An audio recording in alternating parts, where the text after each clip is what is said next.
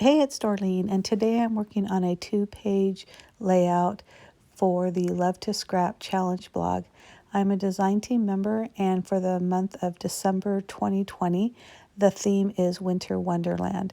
Well, I live in the part of California that it does not snow, nor do I go to the snow, so I thought it would be fun to do a beach-themed, basically a California Winter Wonderland layouts, because we did go to the beach last year right before Christmas. It was a quick girls trip, and we just took a ton of pictures. It was a beautiful day, so I thought it'd be fun to use those pictures. What you're seeing me do is on both the right and the left layout or sides, the layout is the same. So you'll see me working on one side because I didn't actually keep it on film both sides because it's the exact same thing. I do this a lot in my videos. I feel like if I'm doing the same thing or if it's repetitive, there's really no need to continue to film it because it's the exact same thing. I hope you agree with that. It saves a little bit of time on the videos. I do try to keep my videos about 10 minutes long. Sometimes they're less, sometimes they're a little more. But I feel like if they're more than that, it can be too much. But if you have any questions, I always put on my blog all the details. My blog is www.craftsinthecommandcenter.blogspot.com. I'll also have that below so you don't have to memorize it. But on my blog, I put the details of the project, and I'll also put down the information on the products that I've used, so like the exact ink colors or the paper pad, and even on this particular one I'll do the cutting dimensions as well. Also on my blog, I will put the link to the Love to Scrap Challenge blog. They do have monthly challenges, and every month is a new challenge theme. So I do hope you decide to join because it's a lot of fun. The one requirement is they do require some stamping on your project, but it doesn't necessarily have to be a scrapbook layout. It can be, a card or tags or whatever it is that you're doing, but there does need to be some stamping. And again, you can go to that website or that blog site to read more about the rules if you're interested in that. So right now I'm just stamping like different shells. I chose a lot of blue, more the nautical colors, but that red, that real red, I'm using for the Christmas stamps that I'm going to be incorporating, and I think that's what really gives it that holiday kind of Christmassy feel. And I was really excited about the combination of the two because I don't think that's something you would normally do. So once I'm stamping, I'm fussy cutting the shells out. I normally wouldn't show this, but what I'm showing you is, you see how I stamped those images on the back of the pattern paper scrap. And if you're a scrapbooker, we get so many scraps left over from projects, and half the time you end up having to throw them out because you just have so many. So if it has a white backing, I use that a lot as if it was white cardstock. Now this pattern paper was really thin, but with the embellishments that I was doing, and I knew I was going to be stacking them, it was fine. But sometimes if you do need a thicker, thicker white cardstock, then this obviously wouldn't work. But in this situation, it worked fine for me, and I was able to use a majority of the scraps, so I didn't have to keep any. So that was really good. What I'm doing now is I'm pulling all the shells and the words and all the stamped images. I'm just arranging them as well as the pictures on the two different layout sides. Just kind of fussing around, figuring where am I going to put them, what's the best, in my opinion, visually the best way to stack them up.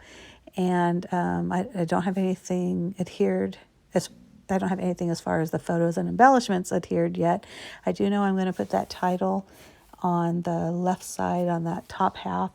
I'm going to be adding a journaling spot, which you'll see me do that soon. And that journaling spot, again, I used the back of that pattern paper because it was a white paper. And then I matted it with the same red paper that I used on that red strip that's going across both layouts. So that's, again, it's all coordinating. It's all using what I have on my desk. So I'm just, like I said, fiddling around with the placement of the stamped images, the photos. You're seeing me adhere those now.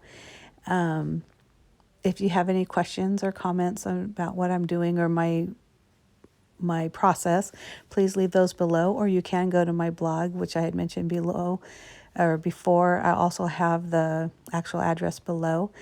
And right now I'm going to do a little service announcement, I guess. If you are not already a subscriber, I'd appreciate it if you would hit that subscribe button. I am doing at least one video a week, and if you hit that notification bell, you will also be notified of any new videos that come across. My videos can be about scrapbooking, just like this one is, and with scrapbooking I'm stamping, I'm using my Cricut, or sometimes it's just straight scrapbooking using my embellishments and papers that I have. I also do Cricut related projects where it's, sometimes it's using iron-on or vinyl or paper projects using my Cricut. And I also do videos on journaling, art journaling. I do mine in my junk journal that I've made, but obviously you can do that on any journal that you have, but I'll do a lot of those. In fact, I've done a whole series. I just finished a whole flip through of my junk journal, and even though I did the flip through, I still have a lot more pages to complete, and so hopefully you'll see more videos on those. What I'm using right now is something I was really excited about. So I've seen people have a T ruler before, and I don't know why. I could probably just order one and get one, but I don't ever really see them.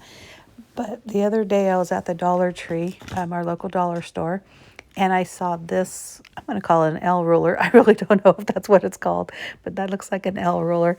So this will help you with lining up, photos, papers, and in this case, I'm using it for my title.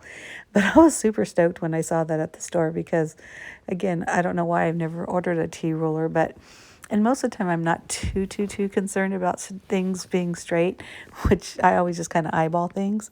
But you know what? It is nice to have something like that because it does look nicer when it is straight.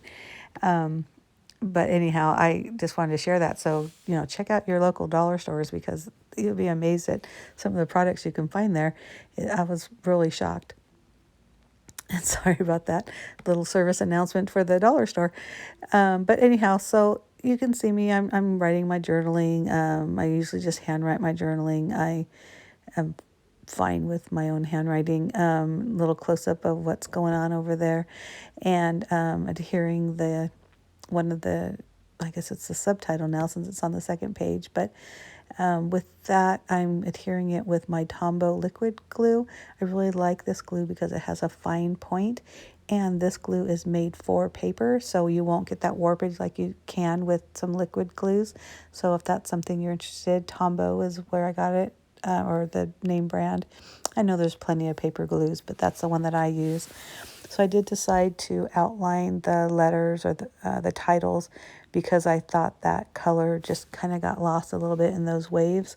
So I stamped, the stamp is supposed to be like a sand stamp. So I stamped those on the bottom of the words, and then I outlined each letter. And I really like the way they look because it does let them stand out a little bit more, and I think that you'll agree. But I hope you like it. Give me a thumbs up if you do. And again, if you're not already, hit the subscribe button below. I'd love for you to be a new subscriber. And if you have any questions or comments, leave it below, or you can go to my blog, which will be down in the comment section, as well as my Instagram account. I'd love to see you over there as well. I hope you enjoyed it. Bye.